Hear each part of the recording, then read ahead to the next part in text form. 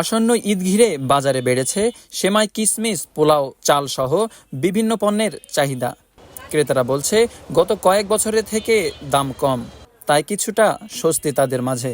ব্যবসায়ীদের মতে বাজারে নেই কৃত্রিম সংকট, তবে গত কয়েকদিনের তুলনায় বেড়েছে মুরগির দাম। আগের তুলনায় দাম বেশি বাড়তি হয়েছে। আগে ছিল 240, 30, আর এখন 280, 70। কাস্টমার ফাঁকা হালকা। ঈদের ছুটির আগে শেষ সাপ্তাহিক ছুটি, তাই বাজারে বেশিরভাগের আগ্রহের কেন্দ্রে পোলাও চাল, বাহারি পদের সেমাই, কিশমিশ, বিভিন্ন মশলা সামগ্রী। ক্রেতারা বলছেন বিগত কয়েক বছরের চেয়ে এবার অনেকটাই স্থিতিশীল এসব পণ্যের দর। বাজারে নেই কৃত্রিম সংকট, রয়েছে পর্যাপ্ত মজুদ।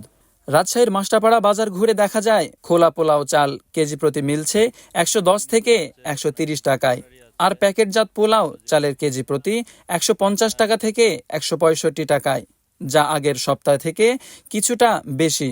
এছাড়া প্যাকেটজাত বিভিন্ন ধরনের সেমাইয়ের 200 গ্রামের প্যাকেট বিক্রি হচ্ছে 35 থেকে 40 টাকায়।